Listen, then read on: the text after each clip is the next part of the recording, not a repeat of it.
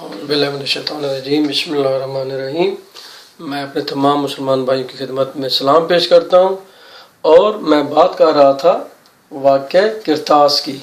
تو میں نے وہ واقعہ کرتاس آپ کو پڑھ کے سنا دیا ہے، جو آپ کی کتابوں میں یہ چیز لکھی ہوئی ہے، اور میں نے بالکل اس واقعے کو ہو بہو پڑھا ہے۔ میں نے کوئی اپنی طرف سے کوئی چیز اس میں ایڈ نہیں کی۔ تو میں ایک دفعہ پھر اپنے تمام جو میرے سنت بھائی ہیں ان سے میری ریکویسٹ ہے، ہاں اگر آپ یہ چیزیں میری غلط ثابت کر کے دیں، یہ ثابت کر کے دیں کہ یہ چیزیں میں نے اپنی طرف سے یا اپنی کتابوں سے پڑھی ہیں، تو پھر آپ مجھے بے شک گالیاں دیں، مجھے آپ برا بھلا کہیں، مجھے افسوس نہیں ہوگا۔ جبکہ میں یہ چیزیں آپ کی کتابوں سے پڑھ رہا ہوں اور آپ کی کتابوں سے ثابت کر کے دے رہا ہوں، تو پھر خدا را کچھ نہ کچھ تو آپ اپنا عقل استعمال کریں نا۔ کوئی بھی بندہ اتنی چیزیں جو ہے اپنی طرف سے بیان نہیں کر سکتا۔ پھر جب کہ میں آپ کو چیلنج دے رہا ہوں کہ اگر یہ چیزیں آپ مجھے یہ چیزیں غلط ثابت کر کے دیں، تو میں آپ سے وعدہ کرتا ہوں کہ میں اہل سنت جماعت مذہب اختیار کر لوں گا، اور میں اپنی فیملی کو بھی اہل سنت جماعت بناؤں گا، میں اپنے بہن بھائیوں کو بھی اہل سنت جماعت بناؤں گا۔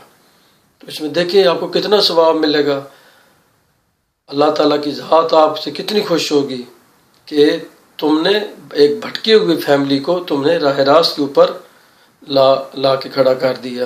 تو یہ ثواب کا کام ہوتا ہے اگر آپ کسی کو حق کا مذہب جو ہے وہ بتا دیں۔ اگر آپ میری ہیلپ کریں گے اور یہ چیزیں غلط ثابت کر کے دیں گے، تو مجھے بھائی کیا تکلیف ہے؟ میں نے اپنی قبر میں جانا ہے، میں نے اپنا حساب کتاب دینا ہے، میرے والد صاحب نے اپنا حساب کتاب دینا ہے۔ تو میں تو آپ لوگوں کو چیلنج کر رہا ہوں کہ یہ چیزیں آپ کی کتابوں میں ہیں، اور یہ بالکل رسول اکرم صلی اللہ علیہ وسلم کی ذات کے منافی ہیں، ان کی مخالفت ہے۔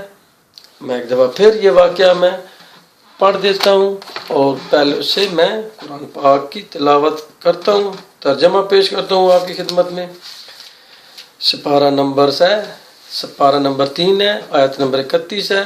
اللہ تعالیٰ کی ذات کہہ رہی ہے اپنے حبیب سے، آپ فرما دیں اللہ اور اس کے رسول کی اطاعت کرو، اگر پھر وہ روگردانی کریں تو اللہ کافروں کو پسند نہیں کرتا۔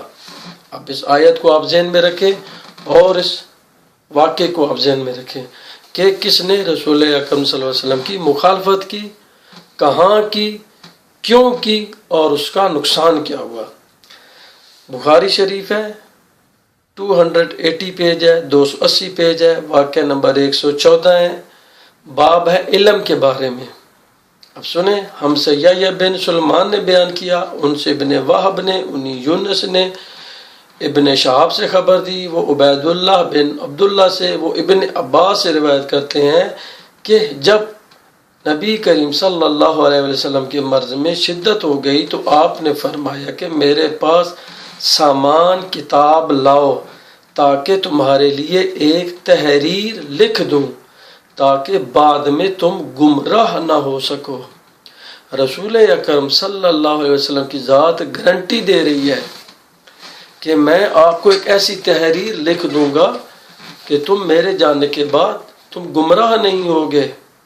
دیکھیں نا، جس کام کی رسول اکرم صلی اللہ علیہ وسلم کی گارنٹی دے رہے ہوں، اور پھر ان کو وہ کام نہ کرنے دیا جائے، تو پھر بتائیں اس میں ہمارا کیا قصور ہے؟ تم گمراہ نہ ہو سکو۔ اس پر حضرت عمر نے کہا کہ اس وقت آپ پر تکلیف کا غلبہ ہے، اور ہمارے پاس اللہ کی کتاب قرآن موجود ہے جو ہمیں کافی ہے۔ کیا کہہ رہے ہیں کہ ہمیں قرآن پاک کافی ہے، ہمیں آپ صلی اللہ علیہ وسلم کی تحریر کی کوئی ضرورت نہیں، آپ کی باتوں کی کوئی ضرورت نہیں۔ حدیث سے صاف انکار کر رہے ہیں۔ اب یہ بتائیں، اگر میں کہوں کہ بھائی ہمارے لیے قرآن پاک کافی ہے، ہمیں حدیث کی کوئی ضرورت نہیں، مطلب تو یہی بنتا ہے نا، آپ تھوڑا بہت تو کچھ اپنے عقل سے بھی کام لینا۔ اگر میں کہوں کہ جی ہمارے لیے قرآن پاک کافی ہے، اس کا کیا مطلب بنے گا؟ اس کا مطلب یہی بنتا ہے کہ ہمیں حدیث کی کوئی ضرورت نہیں ہے۔ تو آپ میرے اوپر فٹ سے 1 سیکنڈ سے پہلے آپ مجھے کہیں گے کہ یہ بندہ کافر ہے، تو آپ ادھر بھی فتویٰ لگائیں۔ اللہ تعالیٰ کی ذات نے جو حکم میرے لیے دیا ہے وہ اس وقت جو اس دور کے صحابہ تھے ان کے لیے بھی وہی حکم ہے، جو آنے والے قیامت تک آنے والے مسلمان ہیں ان کے لیے بھی وہی حکم ہے۔ شراب اس وقت کے مسلمانوں کے اوپر حرام تھی، آج کے دور کے مسلمان کے اوپر حرام ہے، اور آنے والے جو مسلمان ہیں قیامت تک ان کے اوپر حرام رہے گی۔ جو اللہ تعالیٰ کی ذات نے اس وقت حکم دیا تھا اس دور کے مسلمانوں کے اوپر بھی وہی تھا، میرے اوپر بھی وہی ہے، آنے والوں کے لیے بھی وہی ہے۔ لیکن پھر وہ بات آ جائے گی کہ اگر رسول اکرم صلی اللہ علیہ وسلم کی ذات جو ہے ان کے حکم کا انکار کرنا، مثلا فرض کریں کہ اب ہمارے جو مسلمان ہیں کچھ وہ شرابی پیتے ہیں تو وہ کافر نہیں ہوں گے، وہ گناہگار ہوں گے۔ کافر انسان تب ہوتا ہے جب آپ اپنے منہ سے یہ الفاظ ادا کریں کہ شراب حرام نہیں ہے حلال ہے، تو پھر آپ کافر ہو جائیں گے۔ اگر آپ کہیں گے خنزیر حرام نہیں ہے حلال ہے، آپ قرآن پاک کے حکم کو رد کر رہے ہیں۔ جب آپ کسی رسول اکرم صلی اللہ علیہ وسلم کی حکم کو رد کریں گے، اللہ تعالیٰ کی آیت کو رد کریں گے، قرآن پاک کی آیت کو رد کریں گے، تو پھر انسان جو ہے کافر ہو جاتا ہے۔ اگر ہم رسول اکرم صلی اللہ علیہ وسلم کا کوئی حکم ایسا ہے، مثلا اب ہمارے بہت سے مسلمان بھائی نماز نہیں پڑھتے تو وہ گناہگاروں میں شامل ہیں، اگر وہ نماز کا انکار کر دیں تو پھر وہ ان کے اوپر کفر کا حکم لاگو ہو جاتا ہے۔ مگر کہتے ہیں یہ نماز ویسے ہی ہے، کوئی پڑھنا ضروری نہیں ہے۔ جب یہ کوئی انسان جو ہے مسلمان لفظ ادا کرے گا تو وہ بندہ کافر ہو جاتا ہے۔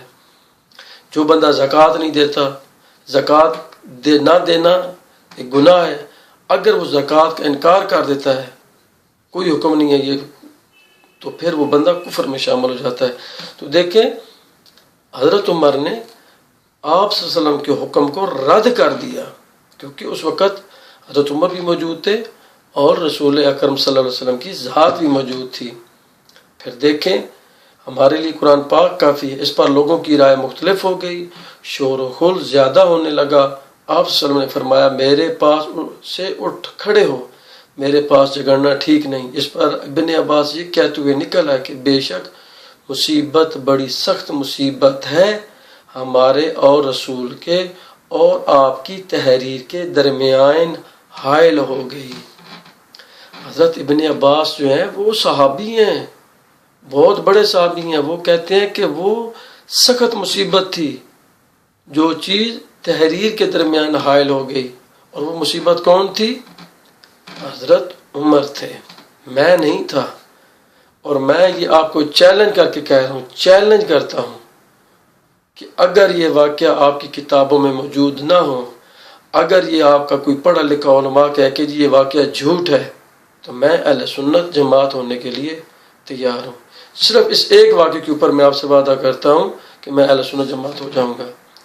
یہ واقعہ آپ کی سیاستہ کی بہت سی کتابوں میں موجود ہے۔ وہاں سے جو 2 گروہ بن گئے، ایک گروہ بن گیا جو حمایت کر رہا تھا رسول اکرم صلی اللہ علیہ وسلم کی، اور ایک گروہ حضرت عمر کی حمایت کر رہا تھا۔ ایک گروہ کہہ رہا تھا کہ رسول اکرم صلی اللہ علیہ وسلم کو وصیت لکھنی دی جائے، حضرت عمر کا گروہ کہہ رہا تھا نہیں، وصیت نہ لکھنے دی جائے، ہمارے لیے قرآن پاک کافی ہے۔ پھر وہاں سے 2 گروہ بنتے بنتے بنتے آج بھی وہ 2 گروہ موجود ہیں۔ اب میں آپ کو فکریہ لمحہ دے رہا ہوں، آپ فکر کریں کہ آپ رسول اکرم صلی اللہ علیہ وسلم کی گروہ میں شامل ہونا چاہتے ہیں یا حضرت عمر کے گروہ میں شامل ہونا چاہتے ہیں۔ تو میں یہ دعا کرتا ہوں کہ اللہ تعالیٰ کی ذات جو ہے آپ کو ہدایت دے اور آپ کو تحقیق کرنے کی ہدایت دے۔ اگر اس کے باوجود آپ پھر اتنی باتیں سننے کے باوجود آپ پھر مجھے گالیاں دیں گے، تو پھر ہم یہ دعا کرتے ہیں کہ اللہ تعالیٰ کی ذات جو ہے بروز معاشر آپ کو حضرت ابوبکر، حضرت عمر، حضرت عثمان، حضرت معاویہ اور اب آپ کے نزدیک تو حضرت یزید ہے، اس کے ساتھ کھڑا کرے، اور ہمیں محمد و آل محمد اور اہل بیت کرام اور ان اصحاب کے ساتھ کھڑا کرے جنہوں نے رسول اکرم صلی اللہ علیہ وسلم کی ذات کی خاطر ہمیشہ قربانیاں دی اور مرتے دم تک آپ کے ساتھ وفاداری کی اور ہمیشہ آپ کے حکم کی تعمیل کی۔ ہمارے لیے یہ دعا ہے اور آپ کے لیے یہ دعا ہے کہ اللہ تعالیٰ کی ذات آپ کو ان جو افراد ہیں حضرت ابوبکر، حضرت عمر اور حضرت عثمان، معاویہ اور یزید کے ساتھ کھڑا کرے، اور اللہ تعالیٰ کی ذات جو ہے ہمیں محمد و آل بیت محمد اور ان اصحاب کے ساتھ کھڑا کرے جنہوں نے رسول اللہ صلی اللہ علیہ وسلم کے ساتھ ہمیشہ وفاداری کی، ہمیشہ پیار کیا، ہمیشہ آپ کے حکم کی ساتھ تسلیم کیا اور آپ کے حکم کا انکار نہیں کیا۔ جب آپ تحقیق کریں گے تو آپ حیران ہوں گے کہ کتنے اور صحابہ ہیں جن کا ذکر بھی آپ کی مسجدوں میں نہیں کیا جاتا۔ صرف ان صحابہ کا ذکر کیوں نہیں کیا جاتا؟ کیونکہ وہ حضرت علی علیہ السلام سے پیار کرتے تھے، کیونکہ وہ اہل بیت کرام سے پیار کرتے تھے، اس لیے آپ کے مولوی ان کا ذکر کرنا تک گوارا نہیں کرتے۔ حضرت قمبر، حضرت ابو ذر غفاری، حضرت یاسر، یہ حضرت علیہ السلام کے مالک بن اشتر، جتنے بھی یہ دیکھ لیں یہ صحابہ کرام تھے جن کے بارے میں رسول اللہ صلی اللہ علیہ وسلم کی احادیث موجود ہیں، لیکن آپ کے جو ہیں وہ نہیں کرتے۔ دعا میں یاد رکھیے گا۔ خدا حافظ۔ ویڈیو کا ٹائم ختم ہو گیا۔